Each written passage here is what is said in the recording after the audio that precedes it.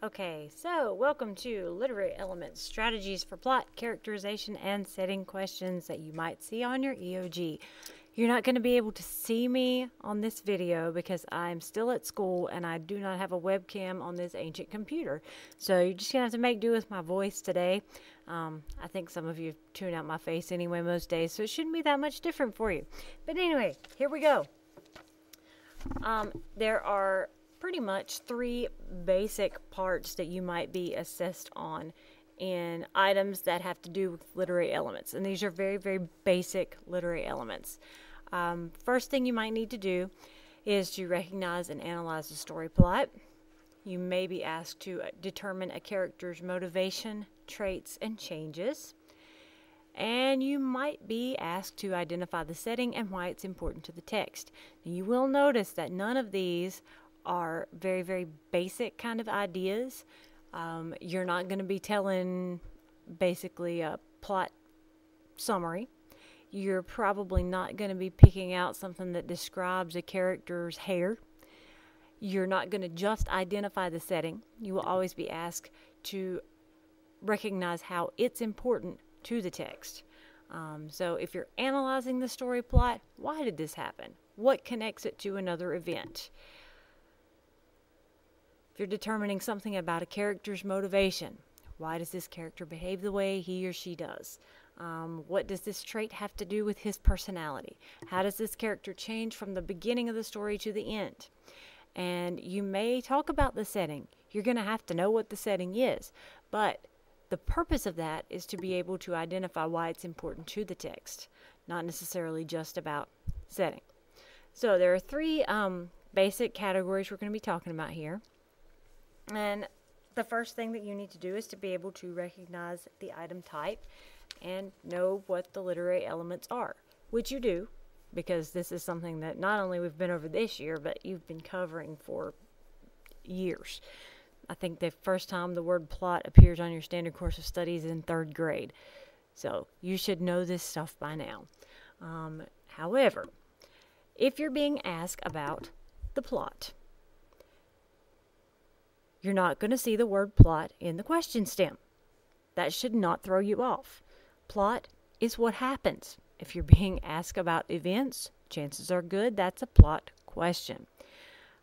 Usually, you're going to look for kind of a cause-effect relationship. How can you connect one event to another event in the plot? They are easy to locate in the passage. It is not difficult to go back and find it. It's not difficult to find the event that you think might be the correct answer, and to look for connections between those two within the selection itself.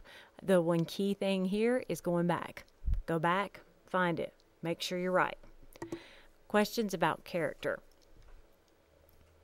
A question about a character might include traits, which would be how a character feels or behaves in a given situation, why a character behaves the way they do, which would be their motivation, relationships a character might have with someone else, minor characters, other major characters, or problems, conflicts, challenges a character faces in the selection, or how the character changes from the beginning to the end.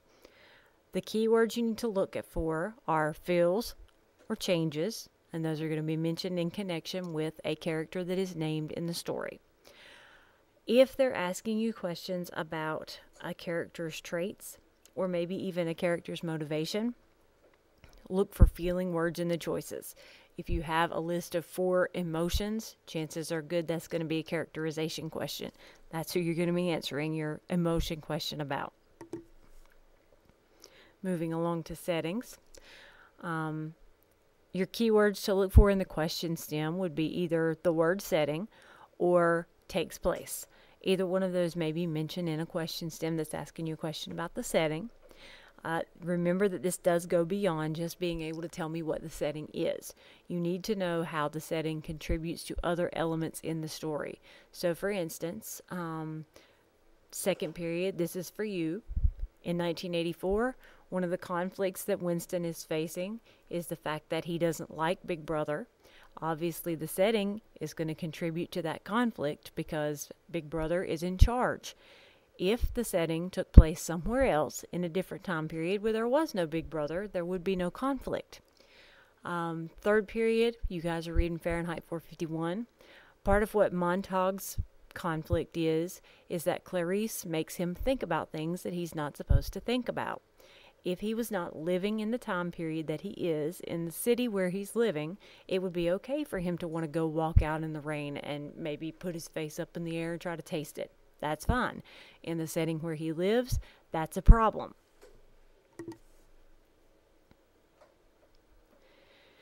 Okay, so when you have determined that this is in fact a plot question that you're answering, the first thing you should do is to find the event in the passage. The event will be mentioned in the question stem. That'll be your base. So make sure you find that. The answer that you're looking for has to be something that is true in the passage. So, again, check your answer choices in the text. Don't rely on what you remember. Sometimes your memory is faulty. The second thing you need to do is, after you've located the information in the passage, make sure that it makes the statement true.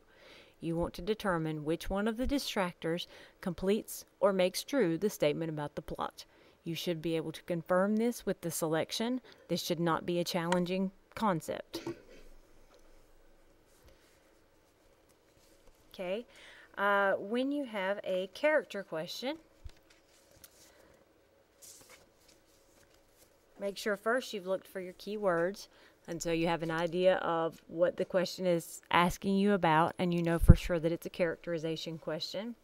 Then use your knowledge of text features and major plot events to question the options. Always take into consideration, what is your point of view? Is the piece written in first person? Is it third person? What is the genre?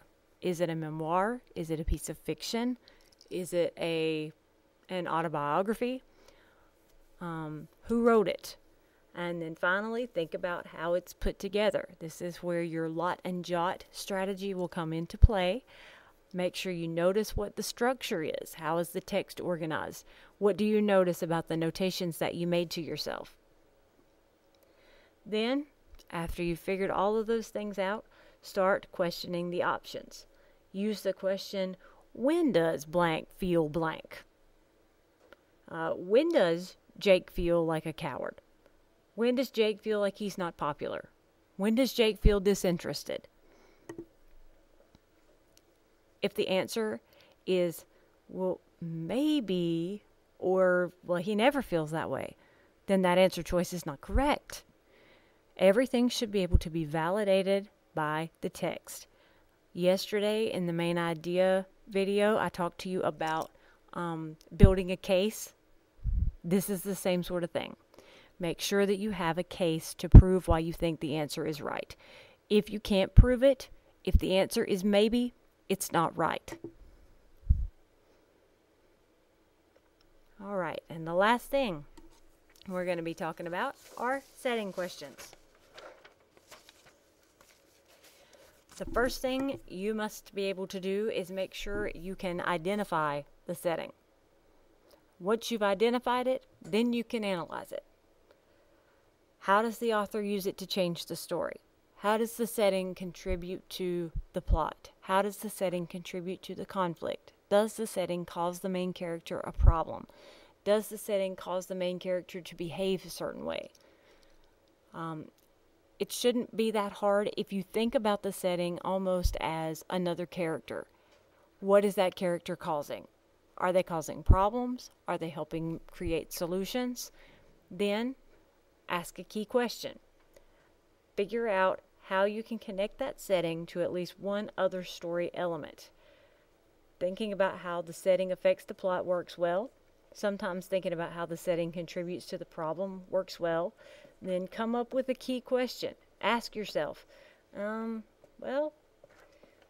what happens in this particular setting that doesn't happen anywhere else? Which answer choice best expresses my answer to that question? And that concludes our instructional video on plot, characterization, and setting.